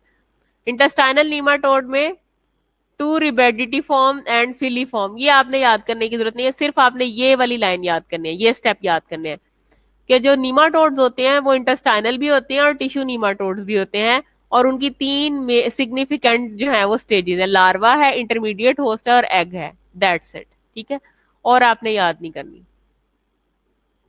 उसके बाद nematode 5 important stages in the life cycle. Life cycle में उसके देखें, डायग्नोस्टिक स्टेज है, मैंने आपको बताया है कि एग होंगे, एग पिक होंगे माइक्रोस्कोप में, स्टूल सैंपल में, तो पता चलेगा कि हमने डायग्नोस्टिक स्टेज पे उसको पढ़ा है। ठीक है, इन्फेक्टिव स्टेज, यानी कि जब वो उसको इन्फेक्ट कर रहा होता है, इन्फेक्शन से शुरू हो जाती है। And mode of infection, mode of infection में नाम से ही जाहिर है कि जो इंटेस्टाइनल नीमाटोड होंगे वो किसी गंदे खाने से ही हमारी बॉडी में एंटर होंगे, यानी injection of food contaminated with infective stage और स्किन पेनिट्रेशन। लेकिन जो टिश्यू नीमाटोड होंगे वो किसी बाइट करने से, वो टिश्यू के अंदर एंटर होने से होंगे। लेकिन जो इंटेस्टाइनल है वो डायरेक्ट फूड जब हमारे स्टमक में या उसमें जाएगी इंटेस्टाइन में, तो उससे होंगे। आगे बात करते हैं प्रोटोजुआ की। ये तो थे यहां तक आपके पास नीमाटोड्स, सेस्टोड्स। आगे है प्रोटोजुआ। प्रोटोजुआ में आ जाते हैं pseudopodia, flagellate, ciliate and coccidia. As it is याद करने हैं आपने, मेडिकल इंपॉर्टेंट क्लासिफिकेशन है, pseudopodia, flagellate, ciliates and coccidia. General characteristics क्या है सारे के सारे प्रोटोजुआ की? Body is formed of cytoplasm and nucleus. आप लोगों को पहले भी मैंने पढ़ाया था कि प्रोटोजुआ, आपने बैक्टीरिया में भी पढ़ा था कि उनमें साइटोप्लाज्मिक मेम्ब्रेन होती है, न्यूक्लियर मेम्ब्रेन होती है और न्यूक्लियस होता है। Cytoplasm is differentiated into ectoplasm and endoplasm, यानी कि जो साइटोप्लाज्म बाहर वाली लेयर में मौजूद होगा उसको एक्टो कहते हैं, एग्जिट से याद रखें, और जो अंदर वाली साइड पे होगा उसको एंडोप्लाज्म कहते हैं। Nucleus contains karyosome and peripheral chromatin. ठीक है, इसका जो न्यूक्लियस है उसमें, क्रोमोसोम से याद रखें, उसमें कैरियोसोम होते हैं और पेरिफेरल क्रोमाटिन होता है, यानी कि पेरिफेरी में, इतराफ में उसके क्रोमाटिन मटेरियल होता है उससे मिलता जुलता क्रोमोसोम से, और दरमियान में क्रोमोसोम की जगह कैरियोसोम होते हैं। स्यूडोपोडिया, स्यूडोपोडिया इसकी एक टाइप है, उसके लोकोमोटर ऑर्गन जो है वो स्यूडोपोडिया होते हैं। ज्यादातर ये इंटेस्टाइनल और फ्री लिविंग है। जर्नल जो इसकी इंपॉर्टेंट स्टेजेस है लाइफ साइकिल की, वो ट्रोफोजाइट और सिस्ट है। ठीक है, ये इसकी, यानी ट्रोफोजाइट बनते हैं और फिर सिस्ट बनता है, सिस्ट से फिर मेच्योर स्यूडोपोडिया। सीलिएट, नाम से ही जाहिर है कि उसके लोकोमोटर ऑर्गन, यानी कि उसकी लोकेशन में, उसके मूव करने के लिए जो ऑर्गन है वो सीलिया हैं। इसके, इससे जाहिर है इसके नाम से स्यूडोपोडिया से उसमें स्यूडोपोडिया। इसका हैबिटेट क्या है, ज्यादातर आंते हैं, अंतड़ियां हैं। जर्नल आउटलाइन उसकी जो लाइफ साइकिल की स्टेजेस हैं वो भी ट्रोफोजाइट और सिस्ट है, स्यूडोपोडिया की जगह। फ्लैजिलेट्स का भी नाम से जाहिर है कि जनरल मॉर्फोलॉजिकल कैरेक्टरिस्टिक्स में उसके फ्लेजेला हैं लोकोमोशन के लिए। रहने की जगह ज्यादातर उसकी इंटेस्टाइन है, यूरोजेनिटल लैंड है, यानी कि आपकी जितने भी यूरोजेनिटल ऑर्गन्स है वहां ये रहता है, ब्लड में रहता है। और ज्यादातर जो इसकी स्टेजेस हैं वो ट्रोफोजाइट और सिस्ट है, जैसे कि बाकी सारे प्रोटोजुआ की है। ब्लड फ्लैजिलेट्स भी होते हैं। ठीक है, उसमें लेशमीनिया है, एमेस्टिगोट्स है ह्यूमंस के अंदर, एंड प्रोमेस्टिगोट्स है वेक्टर। ट्राइपेनोसोमा, ट्राइपेनोसोमा खास किस्म की मक्खी होती है जो कि ट्राइपेनो मेस्टिगोट कहलाती है, ह्यूमन में काटती है, और एपीमेस्टिगोट वेक्टर उसका होता है। लास्ट है कॉसीडिया, इसके लोकोमोटर ऑर्गन जो होते हैं वो स्पोरुलेटेड होते हैं। They are members of Apicomplexa. Habitat रहते कहाँ पे, इंटेस्टाइन में, टिश्यू में और ब्लड में। जर्नल लाइफ साइकिल इनकी क्या है, गैमिटोगोनी है, सेक्सुअल रिप्रोडक्शन होते हैं, यानी कि ये सेक्सुअल करते हैं, ए सेक्सुअल नहीं करते, गैमीट्स बनते हैं। स्पोर्स और गैमीट्स का आपको कॉन्सेप्ट होना चाहिए, स्पोर्स और गैमीट्स, तो गैमिटोगोनी। इंपॉर्टेंट स्टेजेस लाइफ साइकिल में क्या है, sporozoite, शाइजोन्स, merozoites, gametocytes and oocytes। ये आपने एज इट इज याद करने हैं। स्पोर से याद रखें, स्पोरोजाइट, शाइजोन, मीरोजाइट, गैमिटोसाइट एंड oocyte। चले, इसमें कोई कंफ्यूजन है तो अभी मेरे से पूछे, आपके पास टाइम है अभी। इस लेक्चर में कोई कंफ्यूजन है तो पूछे मेरे से। हमने दो तरह की बात की। Is there any confusion, you can ask please.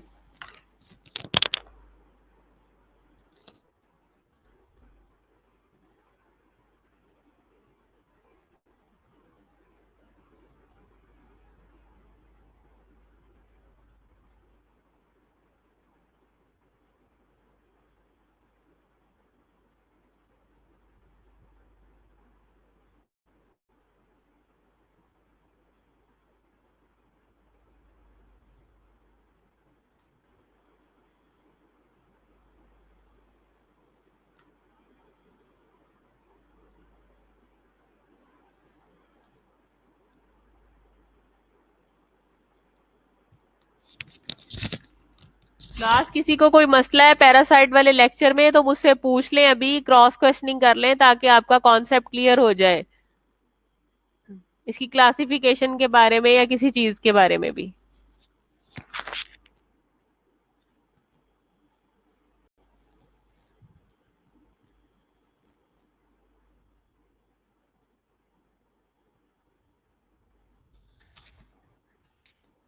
क्या सब लोग सो गए हैं, क्या ऑनलाइन हो गए, किसी ने लेक्चर नहीं लिया? मुझे लगता है मैं तुम लोगों की एब्सेंट मार्क करवाऊं।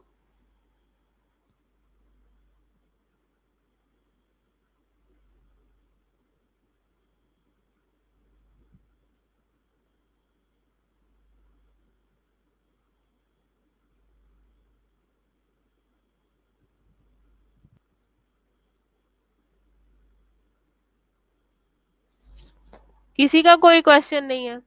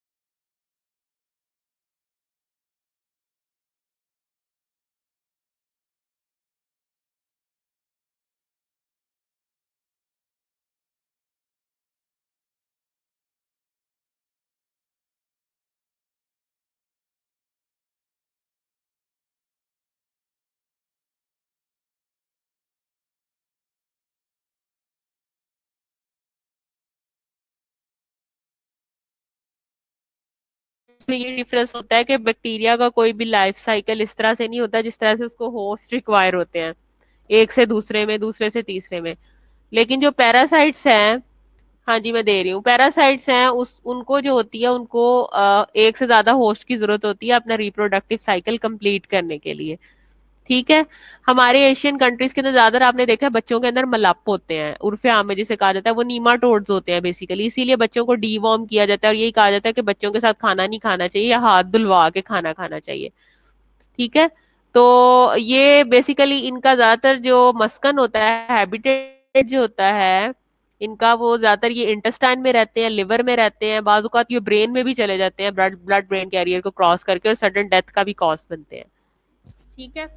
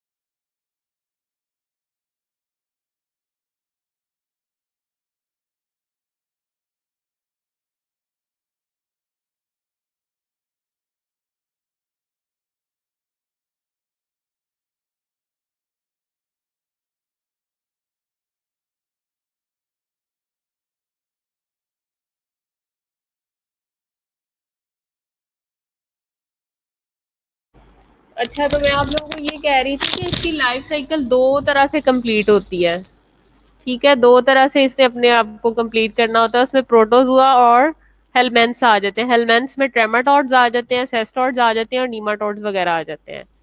और जो आपके प्रोटोजुआ है, प्रोटोजुआ में आगे उसने जो है वो डिफरेंट क्लासिफिकेशन उसने बताई है।